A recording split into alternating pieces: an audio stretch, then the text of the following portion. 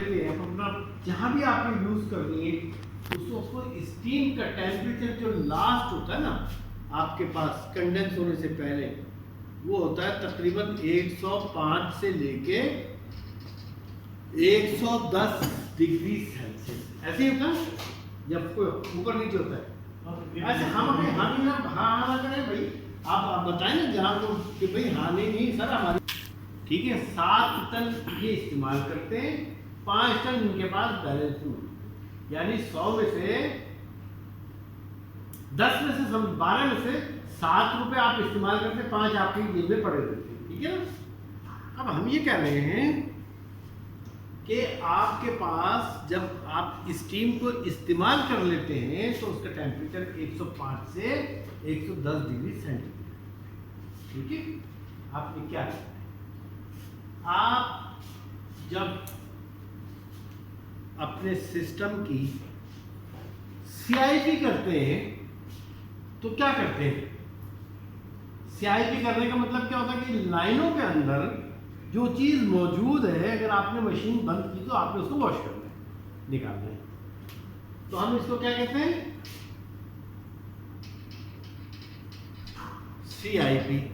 CIP का मतलब क्या है, क्लीन इन प्लेस। ठीक है ना। आपने क्लीन इन प्लेस करना है तो आप क्या कर देते हैं इसको, इसमें आप देते हैं सोडियम हाइड्रोक्साइड, ऐसे ही करते हैं। अब ये जो लाइन है ना, इस लाइनों के अंदर होता क्या है, करते क्यों है, इसलिए करते हैं कि इसके अंदर आप जो भी चीज़ प्रोड्यूस कर रहे होते हैं उसका सिरप होता है, अगर जूस बना रहे होते हैं तो पल्प होता है, और सिरप के अंदर जूस भी होता है, वो पल्प भी होता है, और शुगर भी होती है, यानी फ्रूट और शुगर होते हैं। अब फ्रूट भी ऑर्गेनिक है और शुगर भी ऑर्गेनिक है। अब आप जो चीज इस्तेमाल कर रहे हैं सोडियम हाइड्रोक्साइड, यह है इनऑर्गेनिक। इसके साथ बहुत सारी जगहों पर लोग नाइट्रिक एसिड भी इस्तेमाल करते हैं। ठीक है ना, भी इनऑर्गेनिक है। तो इसका मतलब हो गया कि जो COD है उसमें सोडियम हाइड्रोक्साइड और HNO3 जो होता है नाइट्रिक एसिड, उसकी वजह से तो COD हो नहीं सकती, क्योंकि ये केमिकल ऑक्सीजन डिमांड है, ये ऑर्गेनिक कंपाउंड्स की वजह से होता है। ऑर्गेनिक कंपाउंड क्या है आपके पास, शुगर और पल्प, कोई सा भी हो, चाहे वो मैंगो हो, चाहे वो एप्पल हो, चाहे वो गावा हो, वट है तो अच्छा। अब ये आप जब निकालते हैं ना यहाँ से, तो यहाँ से जब ये साफ हो जाता है तो आपके आउटलेट पे क्या होता है, आपके आउटलेट पर होता है ऑर्गेनिक कंपाउंड जो अंदर से साफ होके निकल रहा होता है, तो जिसकी वजह से आपकी COD बढ़ जाती है। ठीक है।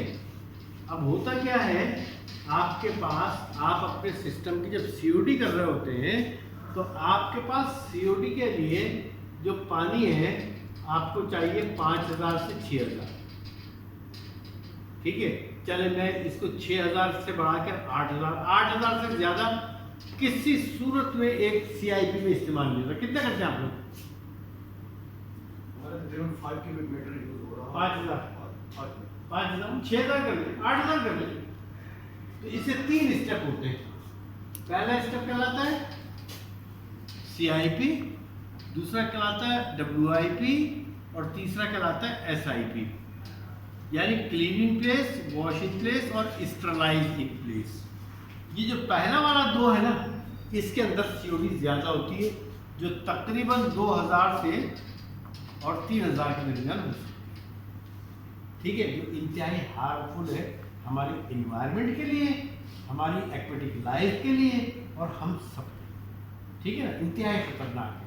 कितनी होनी चाहिए जी, मैक्सिमम ये होनी चाहिए 150, और आपके पास कितनी होती है 2000 से 3000। क्यों होती है कि ये 8000 लीटर पानी जिससे आप CIP करते हैं ना, इसमें से ये जो पहले वाले 2 है ना CIP और WIP, फर्ज कर लें आपने पहले वाले में भी 2500 ml इस्तेमाल किया, फिर 2500 इस्तेमाल किया, और नीचे वाले में आपने 3000 इस्तेमाल किया, ये कितना हो गया 8000। तो ये जो दोनों शुरू के 5000 है ना, इस 5000 के अंदर सीओडी से आए, जो इंतहाई नुकसान है। अब क्या करते हैं, अब आप करते क्या है, आप ये करते हैं कि आपके पास जो पानी है वो 1 लाख लीटर पानी है, ठीक है ना, कितना, 1 लाख लीटर पानी। 1 लाख लीटर पानी में से आपका जो 90,000 लीटर पानी है ना, उसके अंदर जो चीज़ें हैं वो या तो आपके पास अल्लाह ने की दे टर्बिडिटी यानी मट्ठे पार्टिकल्स हैं, कुछ ऐसी चीज़ें जो आप अपने सिस्टम में इंतहाई आसानी से 5% तक कम, मतलब 5% रह जाएगी, बाकी सब खत्म कर सकते। यानी इसको आप इंतहाई, मेरा कहने का मतलब कि आप 5-10 रुपए में खत्म कर सकते हैं। आप क्या कर सकते हैं, इंतहाई सस्ते तरीके से इस तमाम 90,000 लीटर पानी को आप ट्रीट करके दोबारा अपने सिस्टम में इस्तेमाल कर सकते। लेकिन आप करते क्या है, आप इस 90,000 लीटर पानी के अंदर ये जो आपकी 5,000 से 6,000, 2,500 से 2,000 से 3,000 सीओडी वाला पानी ना, ये भी आप इसके अंदर शामिल करें। अगर इसको शामिल ना करें तो ये 90,000 इंतहाई आसानी से आप अपनी फैक्ट्री में इंतहाई कम कीमत पर खुद से, लेकिन जब आप इसको इसमें ये शामिल कर देते हैं तो आपके लिए मुश्किल हो जाती है। आपके लिए ट्रीटमेंट प्लांट की कास्ट भी 4 करोड़ रुपए हो जाती है, उसका खर्चा भी इतना बढ़ जाता है। ये सब कुछ आप अपने हाथों से बर्बाद। तो अब हमें क्या करना चाहिए, अब हमें करना चाहिए कि ये जो हमारे पास, हम इसको 8,000 ही कंसीडर कर लें CIP में। आपका 8,000 लीटर पानी बना CIP का, जो आप एक दिन में एक दफ़ा करते हैं, या अगर आप फ्लेवर चेंज करते हैं जब करते हैं, तो अगर 2 दफ़ा भी करें तो 8 दूनी 16,000, 16,000 लीटर पानी आपका है और उस 16,000 को आपने ट्रीट करना है, ठीक है। तो जो आपने ट्रीट करना है वो कैसे करना है, वो इंतहाई आसान तरीका है।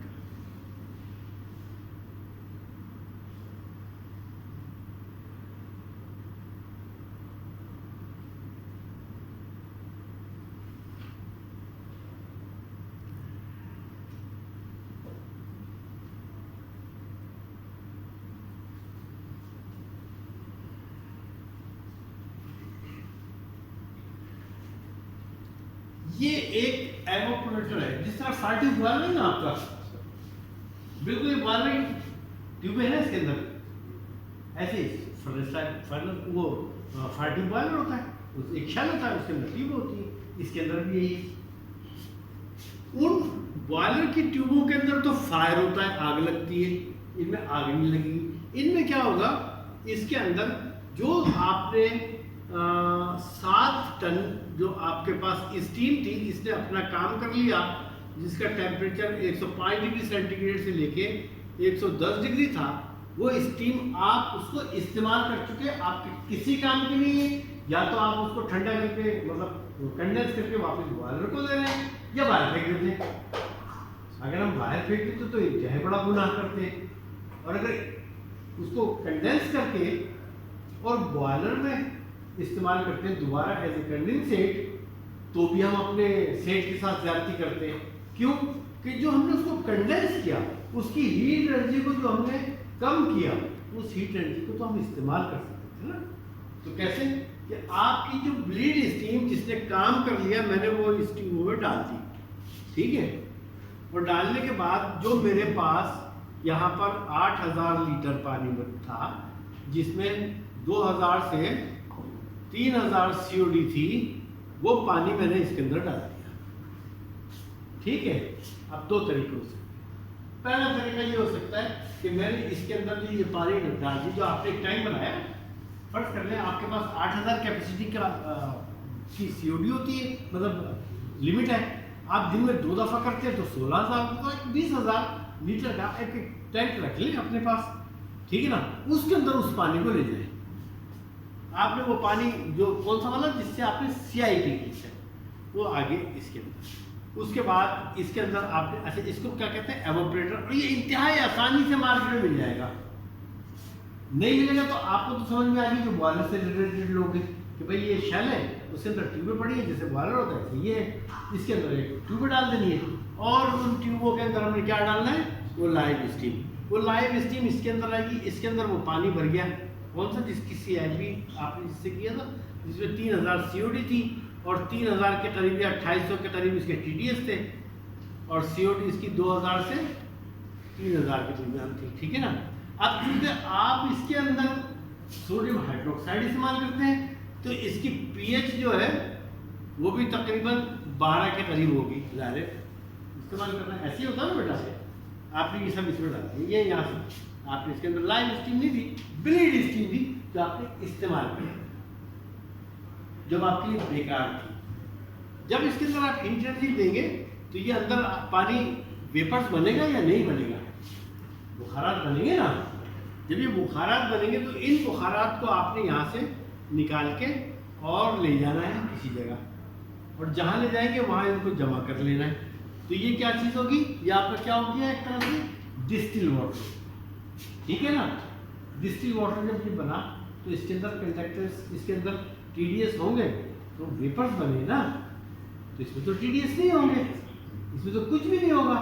अच्छा टेम्परेचर 110 डिग्री सेंटीग्रेड रखा है या 105 है, तो इसके अंदर सलीका भी नहीं होगा, सलीका भी 160 के बाद वोलेटाइल होता है, ठीक है ना। तो इसके अंदर तो कुछ भी नहीं है, ये तो पानी बिल्कुल डिस्टिल वाटर हो गया, ठीक है। अच्छा आपने सारे दिन में ये आपने 8000 लीटर पानी जो है ना वो किया, ये 2 घंटे आपको इसके अंदर स्टीम देनी पड़ेगी। 2 घंटे के अंदर ये 8000 लीटर या 3 घंटे में ये 8000 लीटर पानी बुखारत बन जाएगा, ठीक है। वेपर बन गए, आपने जमा कर लिया। जमा करने के बाद अब ये आपका वो पानी हो गया कि आप इसको पीने के लिए भी इस्तेमाल कर सकते हैं, और पीने के बजाय अगर नहीं करते तो आप अपने इस पानी को बॉयलर के अंदर इस्तेमाल कर लें। जब इसकी जो फर्स्ट कर लें, जैसे हमने एक्सपेरिमेंट किया 11 TDS थे, तो इसका मतलब है कि इसके अंदर 20 कंडक्टिविटी है। तो अभी आप जो RO से पानी लेते हैं उसके अंदर 50 अगर TDS होते हैं उसके, तो उसकी कंडक्टिविटी कितनी होती है, 100 होती है, 100 होती है। तो आप अपने प्लांट से 100 कंडक्टिविटी का पानी दे रहे हैं, और इसके जरिए कितने का देंगे, 20 का। तो आपके बॉयलर की लाइफ कम से कम 20 साल बढ़ जाएगी, ठीक है ना। क्योंकि जितनी कंडक्टिविटी कम होती है बॉयलर उतना ज़्यादा अच्छा चलेगा, आपकी बॉयलर की ट्यूबों की लाइफ उतनी ज़्यादा बढ़ जाएगी, ठीक है। तो अब आपने यहाँ पर खर्च क्या किया मुझे बताया, स्कीम आपकी अपनी थी, कोई खर्चा नहीं हुआ, वैसे भी आप लाइफ देख रहे हैं, राइट। दूसरी चीज़ ये कि आपने इसको चलाया और 1 महीने तक चलाया, तो चलाने के बाद क्या होगा कि जब 1 महीने बाद इसके अंदर कुछ सलज जम जाएगी, कुछ सलज सैलरी टाइप की बनेगी ना भाई। रोजाना आप डिस्टिल वाटर बना रहे, जो चीज़ इसके अंदर आ रहे हैं उसमें फ्रूट भी था, पल्प भी था, शुगर भी थी, तो इसके अंदर एक सैलरी मिल जाएगी। तो यहाँ इसके अंदर एवोपरेटर के अंदर हमारे पास एक ब्लो डाउन बनाना होगा, हमने उस ब्लो डाउन से इसको बाहर निकाल लिया, ठीक है। बाहर निकाल के अब इसके अंदर क्या चीज़ें हैं, इसके अंदर शुगर कंटेंट्स होंगे और इसके अंदर पल्प, ये 2 चीज़ें होंगी, ठीक है। तो हमारे पास जो कैटल फार्म है या गोट फार्मिंग, जो बकरियां पालते हैं, जो गाय भैंसे पालते हैं, वो बाजार से और शुगर इंडस्ट्री से लाते हैं मोलेसिस, और वो लाके उसमें डालते हैं उनको खिलाने के लिए, ताकि उनको उनकी डाइट अच्छी हो जाए, बढ़ जाए, और ज़ाहिर वो आपको करते ही है, तो कॉमन प्रैक्टिस है पाकिस्तान में। तो ये जो सलज बनी है आपकी, ये आपके गाय भैंसों के लिए, बकरियों के लिए बेहतरीन डाइट, बेहतरीन फीड है, ठीक है ना। तो अब आपका एक तो पैसा कोई नहीं लगा, आपका पैसा कोई नहीं लगा ना, यहाँ पे कोई खर्चा नहीं हुआ, ये बाई प्रोडक्ट आपको फ्री में मिली। आपने जो ट्रीटमेंट प्लांट अभी लगाया है, अगर उसके 3000 TDS थे पानी के, तो ट्रीटमेंट करने के बाद बकौल उनके कि जी 1,50,000 रुपये खर्च कर रहे हैं, 1,50,000 खर्च करने के बाद भी 1 लाख या 2 लाख लीटर पानी रोजाना या 3 लाख लीटर पानी रोजाना इतनी इन्वेस्टमेंट 4 करोड़ 3.5 करोड़ 5 करोड़ करने के बाद भी, इन्वेस्टमेंट करने के बाद भी ये पानी आप बाहर फेंक रहे हैं। अगर ये 3 लाख लीटर होता है या 5 लाख, तो 5 लाख लीटर पानी फेंकने का मतलब हुआ कि आपने मुझे 5 लाख रुपए तो पानी का टैक्स दिया। प्लांट लगाया 3.5-4 करोड़ में, वो पैसा अलग जाया हुआ। फिर ट्रीटमेंट के ऊपर 1.5 लाख 2 लाख रुपए महीना खर्च किया, वो भी अलग हुआ। इसमें तो आपका कोई खर्चा नहीं हुआ, कोई खर्चा नहीं हुआ। स्टीम आपके पास अपनी थी, कंडेंसेट किया, उसको आपने दोबारा इस्तेमाल के काबिल बनाया और डिस्टिल वाटर बनाया। आपकी बॉयलर की लाइफ 20 साल बढ़ गई, ठीक है, बाई प्रोडक्ट मिल गई, और वो पानी जो ट्रीट किया वो सारा सारा आपको वापस मिल गया। तो ये सौदा अच्छा है या वो वाला अच्छा है? हाँ बेटा मुझे सर इसमें थोड़ा सा तीन आवाज में जी सर इसमें सवाल ये था कि अभी हम जो पानी ले रहे हैं वो 8 क्यूबिक मीटर ले रहे हैं, 8 क्यूबिक मीटर पानी ले रहे हैं CIP का, 8,000 लीटर पानी, और जो स्टीम है मोर और लेस वो भी हमारी 7,000 लीटर है। वो स्टीम, हाँ स्टीम 7 टन हम जो आ रही है 7 टन वो ले रहे हैं और 8,000 लीटर पानी ले रहे हैं। अब पानी का टेम्परेचर जो है वो मोर और लेस 40 डिग्री होता है, ठीक है ठीक। और जो स्टीम हम ब्लीड स्टीम ले रहे हैं उसका टेम्परेचर होता है जी 110 डिग्री, ठीक। अब जब इन दोनों का एवरेज टेम्परेचर जब हीट चेंज होगी तो मोर और लेस 75 डिग्री एवरेज टेम्परेचर बनेगा। तो अब उस पानी को इवेपोरेट करने के लिए हमें क्या एडिशनल स्टीम और भी देनी पड़ेगी? नहीं, सवाल ही बहुत अच्छा है और जवाब तो बहुत इंटरेस्टिंग है। यहाँ पर ये कप रखा है, इसमें मैंने इस कप की जगह ये स्टील का कप है, ये बर्तन है। मैं इसमें पानी बॉयल करूँ, मुझे कितना टेम्परेचर देना पड़ेगा? 100 डिग्री। एग्जैक्टली। क्यों? इसलिए कि एटमॉस्फेरिक प्रेशर 1 kg है। अगर मैं इसको 1 kg से कम करके 0.5 kg कर दूँ, फिर कितने में? 50 डिग्री पे क्या होगा? बॉयल हो जाएगा, है ना? ऐसे ही। समझ में आ रही नहीं बात? अगर मैं इसके अंदर स्टीम जेट एयर इंजेक्टर लगाकर इसके अंदर वैक्यूम क्रिएट कर दूं, तो ये इसके ऊपर जो प्रेशर होगा 1 एटमॉस्फेरिक प्रेशर 1 kg का, वो कम हो जाएगा ना। तो ये 100 से पहले इवेपोरेट हो जाएगा, तो ये स्टीम आपकी कारगर हो जाएगी। आंसर आया समझ में? कोई नहीं, ये पिटाई मैं बता रहा हूँ, मैं